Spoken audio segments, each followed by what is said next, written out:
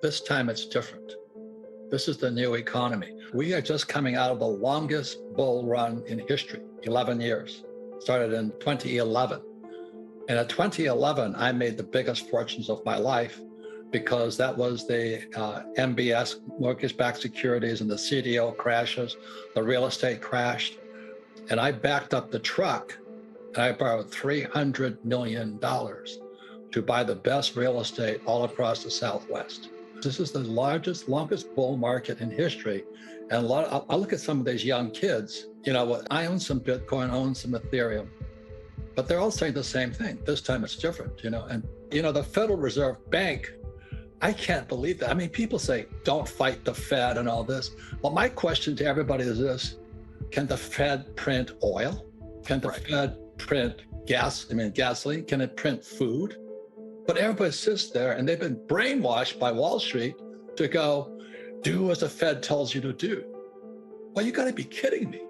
Those guys are the three stooges, Janet Yellen, Biden, and Powell. Why would you listen to them? Volcker saying it's going to crush. So he raised interest rates, right?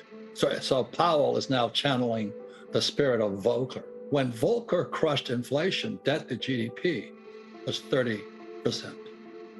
And today it's 125% if you believe the numbers. So if he channels Volcker, and the other thing about history will tell you this: there's never been a soft landing. It's more Fed talk. I've made more money in the last 3 years in my whole life. And so that's what I want to talk about with you today, is that there's other ways of looking at investing, but to think that Powell is going to save you when, as you may know, the reverse repo market is running at $2 trillion a day. $2 trillion a day, and people are listening to Powell? You got to be kidding me. I own no stocks, bonds, mutual funds, ETFs. I do not touch paper. I'm not saying that you shouldn't, but I'm saying people have been brainwashed by the Fed, the Treasury, and go to school, get a job, pay your taxes, get a high-paying job, and invest for the long term in a well-diversified portfolio of stocks, bonds, mutual funds, ETFs. It was in 1974 when I came back from Vietnam, a two-tour Marine helicopter pilot. I saw communism at work. It was not pretty. And I come back in 1974, they passed ERISA. ERISA stands for 401k right now, or IRA. And I went, oh my God, they're funneling my generation, the boomers, into the stock market. And they don't know anything about money. And in 1974, the biggest exodus was school teachers suddenly becoming financial planners. I watched it in horror. That's the poor leading the blind. And today we have baby boomers who are hoping the stock market stays up in their 401k just as Social Security goes bust. You think that's an accident? That's all I'm saying. I'm just a Marine. I'm a dumbass Marine lieutenant. Flew the gunship, went down 3 times. But today I listen to this bullshit and I go, oh my God, how can we be that stupid? Because they went to school, we did as we're told. Don't fight the Fed, do as the Fed tells you. Invest for the long term of a well-diversified portfolio of stocks, bonds, mutual funds, ETFs. And don't worry, Powell is now channeling Volcker. When the debt to GDP is 120%, you gotta be kidding me.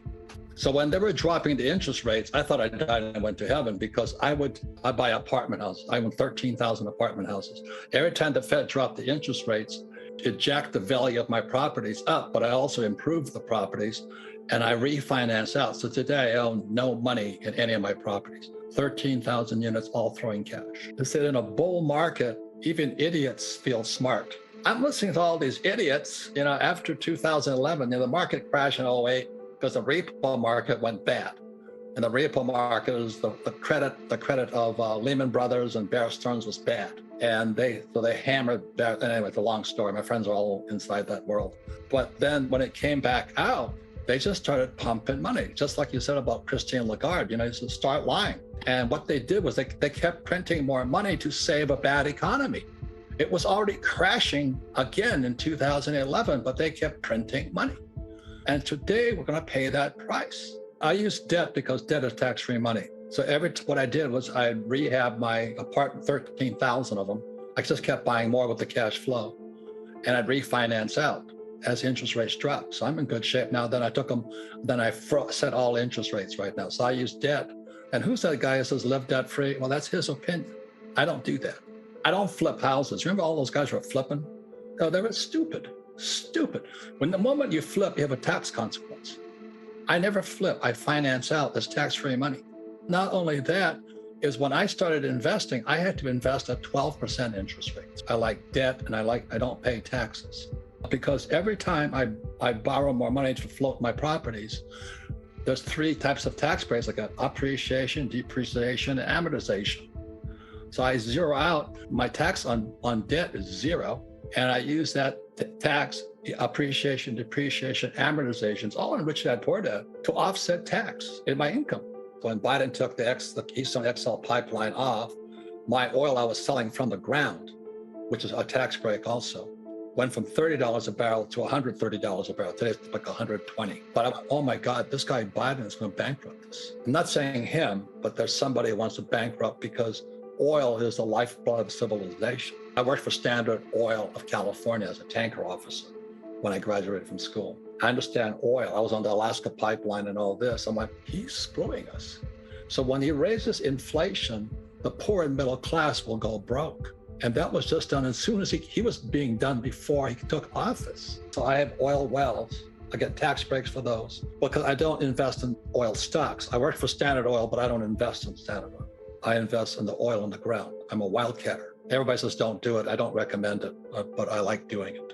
There's more opportunity today than ever before, but not if you've been brainwashed into going to school, getting a job, paying taxes, live debt-free, and invest in the stock market. This bubble right now, Adam, is a bigger bubble than 2008. This is the everything bubble. You know, it's going to be not only stocks, bonds, but also credit. I mean, but it's more opportunities going to come out of it. And that's what I'm saying. Be careful who you listen to, because your best asset, but also your biggest liability, are the ideas in your head. And be careful who puts them there.